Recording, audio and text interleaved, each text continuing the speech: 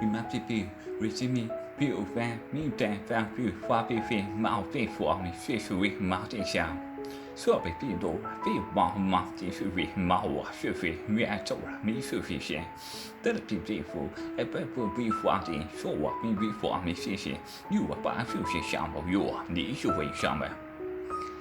没有办继续，马可被办变变，马可继续学，马可被算变些，马可继续发，继续算变算，路算变把继续学，没有把继续没放，没有学会，就算变发没发好继续发展，把学会很难说我先。做决定把握，把手设备把住，设备把住学习说我学会继续不还不继续学，你们没这样的做我说我小小的，有我把心学习，马无非去选题，有我你说嘛给我小小你要我。把病本我们不去学习，把病分数为报，分比病报，都是病分，什么分数为马后去什么进去，我学习什么有我，你帮助学习。说我们继续话比这辈马出去学，马不会说我学习，就随便你把出去学。你把对所谓把学学报我学学，你我去学学会，你把对学学我去学报马不去学我去，你们把我把学我去我学学你，马不去我去不见多了，相比我去学习我会学习我，你去说你去说了去不把去学习，你我被学不把去学我，对不学我的想法，学不学我说不就我对不起学你进步，说我去学习我，你把去会说为马不去去说，当然去学习说。很多快乐比我是说我想的呀，有我这些有我好没阿妹。Did you come here tonight and did you raise your hands and sing and shout and have a good time? And you know you've been watching this filth?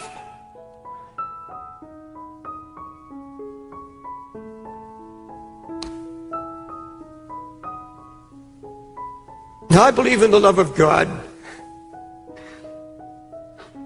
I've preached mercy, grace, and love, covenant of love. And I believe in preaching the goodness and long-suffering of Christ.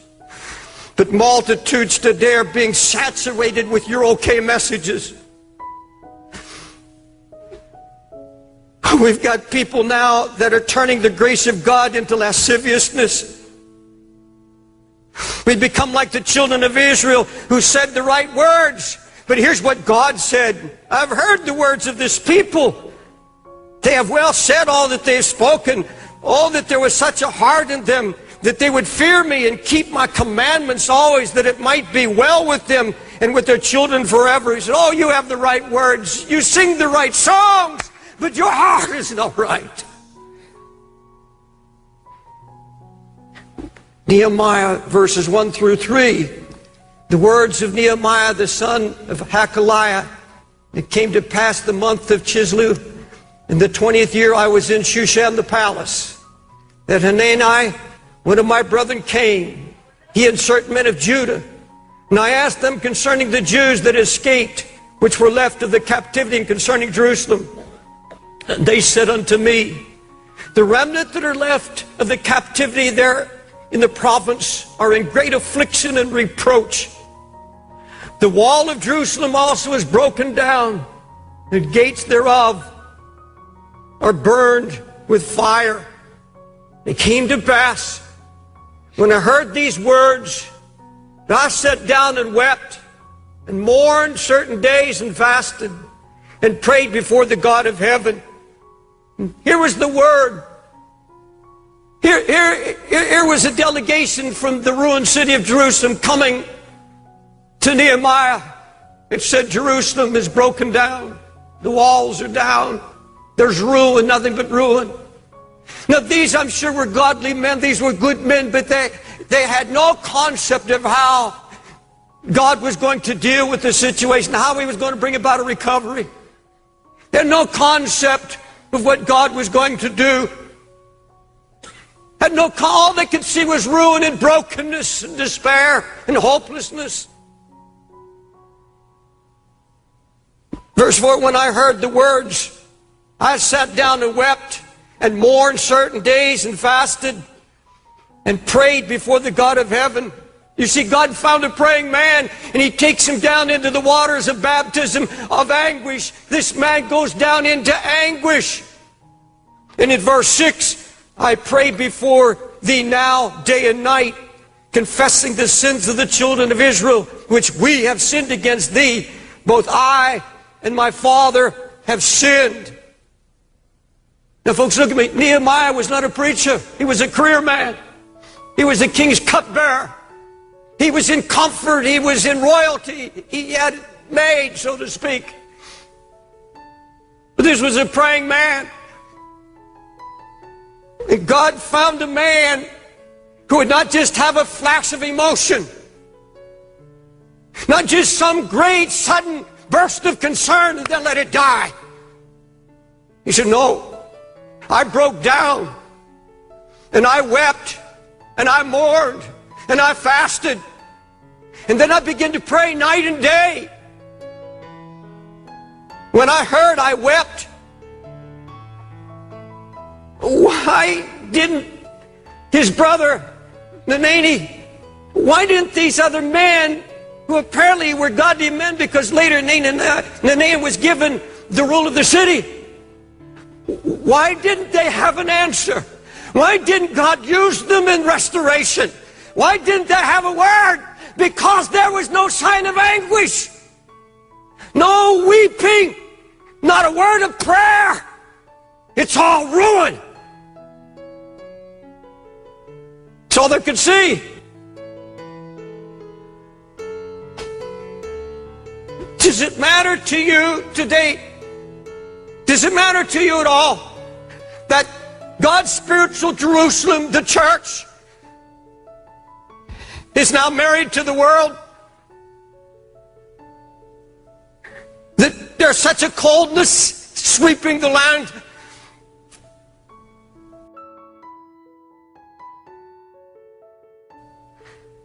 You see, a true prayer life begins at the place of anguish, a place where lifetime decisions are made.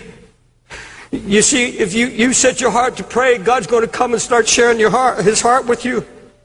He's going to open up His heart, and I'll tell you, there's pain in His heart. But He sees, and so few to hear. He's going to show you the condition of His church. He's going to show you the condition of your own heart. And He's going to ask you a question. What is it to you? What is it? And that anguished servant has to make a decision. And everyone hearing me now, you're going to have to make this decision. I have to make it. You either get up from your anguished place, you walk out of the baptism waters of anguish. You say, I can't handle this. I can barely make it as it is. I don't want it. God, I have enough. I just want to be an ordinary Christian. I don't want to carry this kind of a burden. I don't want to have to weep over my family anymore. Lord, I'm just going to take it by faith. See, you have to make a decision. You're going to come, and He says, now, if you're going to bear my burden, if you're going to be an instrument of restoration, if you are expecting somebody else to be an instrument to win your family or to do this work, you're mistaken.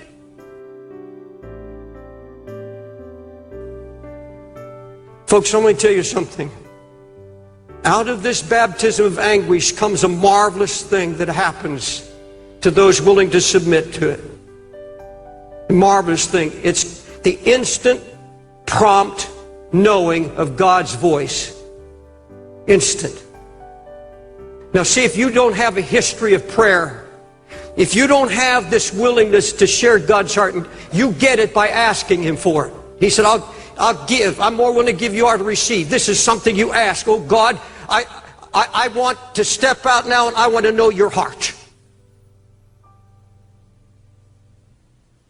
And when you begin to seek His face, you allow Him to melt and break you. You come into this communion with the Lord.